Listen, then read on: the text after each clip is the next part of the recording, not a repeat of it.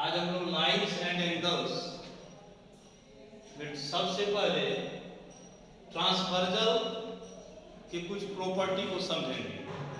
तो ट्रांसवर्जल क्या होता है? आप देखे होंगे रोड क्रॉसिंग, देखे होंगे रोड क्रॉसिंग, दो रोड है उसको एक तीसरा रोड ऐसे क्रॉस कर गया है। तो ये हमको ट्रांसवर्जल के आइडिया को देता है। तो ट्रांसवर्जल किसे कहेंगे हम लोग? If a line intersect two or more lines at distinct points, एक ऐसा लाइन जो दो या दो से अधिक लाइन को एक से अधिक पॉइंट पर काटे। A line which intersect two or more lines at different points, एक ऐसा लाइन है, ये लाइन है, यदि ये दो या दो से अधिक लाइन को एक से ज्यादा पॉइंट पर इंटरसेक्ट करे तो इस एक लाइन को, जो लाइन इंटरसेक्ट कर रहा है दो लाइन को, उसे हम ट्रांसवर्जल कहेंगे। तो ट्रांसवर्जल क्या हो गया? एक ऐसा लाइन जो दो या दो से अधिक लाइन को डिफरेंट पॉइंट्स पर इंटरसेक्ट करे। अब ट्रांसवर्जल और लाइंस का जो प्रॉपर्टी है वह बहुत ही इंटरेस्टिंग होता है। इसमें आप देख रहे होंगे कि यदि दो लाइन को एक ट्रांसवर्जल काट रहा है, then there are 8 angles formed. Number of angles formed is equal to 8. 1 2 3 4, 4 angle यहाँ, 4 एंगल यहाँ, कुल मिला के 8 एंगल बनते हैं। अब इस 8 एंगल्स में हम लोग इसको कैटेगराइज करेंगे। कैटेगराइज करेंगे 6 पार्ट्स में, 6 तरह के एंगल यहाँ बनते हैं। तो सबसे पहले हम लोग देखेंगे इंटीरियर एंगल। नंबर 1 है आपका इंटीरियर एंगल्स। इंटीरियर एंगल्स किसे कहेंगे? आप ये दोनों लाइन को देख रहे हैं, इस दोनों लाइन के बीच में जो एंगल, अंदर में जो एंगल आ गया ये चारों, 3 4 5 8। तो इंटीरियर एंगल्स कौन सा हो गए? इंटीरियर एंगल्स हो गया आपका angle 3, angle 4, angle 5 and angle 8। Interior angles को लोग समझ गए होंगे, दो लाइन के बीच में जो एंगल आ गए। फिर है एक्सटीरियर एंगल्स। तो दोनों लाइन पर ऐसे हाथ रख दीजिए और इस दोनों लाइन के बाहर में जो एंगल है, बाहर में, इस लाइन के ऊपर, इस लाइन के नीचे, बाहर में जो एंगल है उसे हम कहेंगे एक्सटीरियर एंगल्स। तो एक्सटीरियर एंगल्स हो गया angle 1, angle 2, angle 6 and angle 7। इस तरह से इंटीरियर हो गया ये दोनों लाइन के बीच के एंगल, एक्सटीरियर हो गए इसके बाहर के एंगल। तो ये दो तरह के एंगल को पहले हम लोग जान गए। अब हम लोग एक महत्वपूर्ण एंगल को जानेंगे जिसका नाम है कॉरस्पॉन्डिंग एंगल्स। चलिए यहाँ पे एक बार लिखते हैं कॉरस्पॉन्डिंग एंगल्स। और ये कॉरस्पॉन्डिंग एंगल्स क्या होंगे? अब ध्यान पूर्वक देखेंगे। कॉरस्पॉन्डिंग एंगल्स जो होगा वो पेयर में होगा, इसीलिए इसे आप यह भी कह सकते हैं पेयर ऑफ कॉरस्पॉन्डिंग एंगल्स, मतलब कॉरस्पॉन्डिंग एंगल का पेयर, जोड़ा।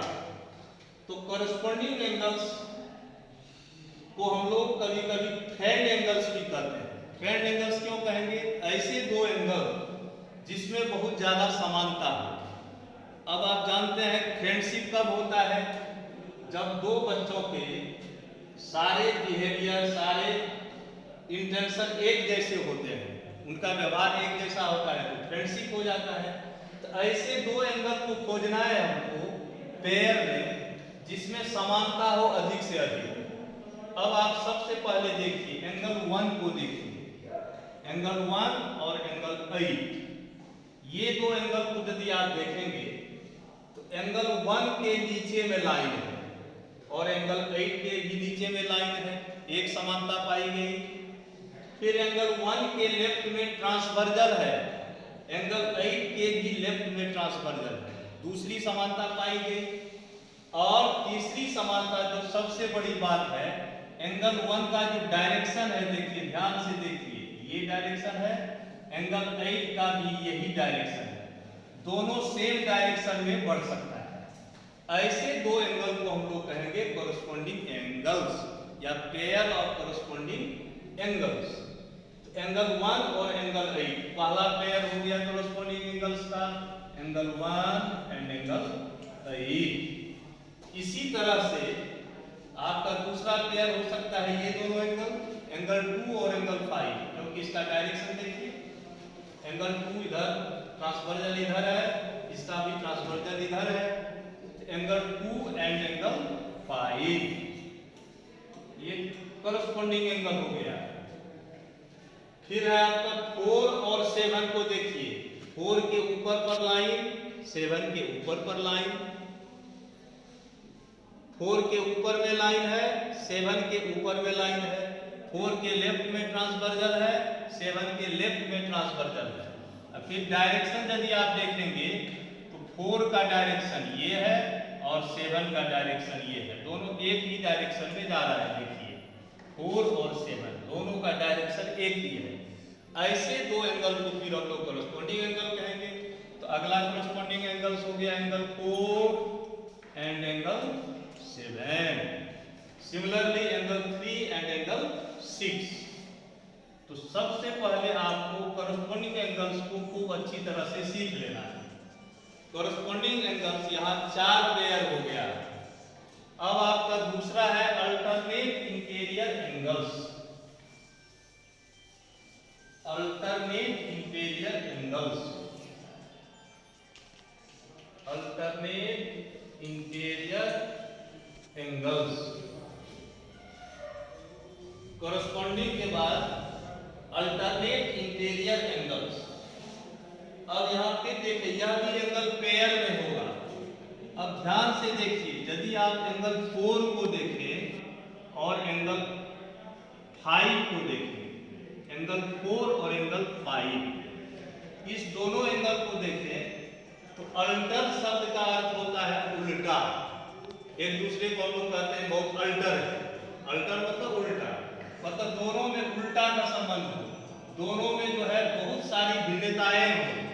जैसे एंगल 4 और एंगल 5 में देखिए कितना कितना अंतर है दोनों में। 4 के बायां में ट्रांसवर्जल है, 5 के दायां में ट्रांसवर्जल है। उसके बाद 4 के ऊपर में लाइन है, 5 के नीचे में लाइन है।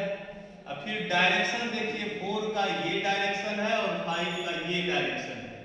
इस तरह से यदि दो एंगल में बहुत सारी भिन्नताएं पाई जाए, खास करके डायरेक्शन की भिन्नता यदि हो, तो यहाँ हम देख रहे हैं एंगल 4 और एंगल 5, 4 का ये डायरेक्शन, 5 का ये डायरेक्शन, 4 के ऊपर में लाइन, 5 के नीचे में लाइन, 4 के लेफ्ट में ट्रांसवर्जल, 5 के राइट में ट्रांसवर्जल।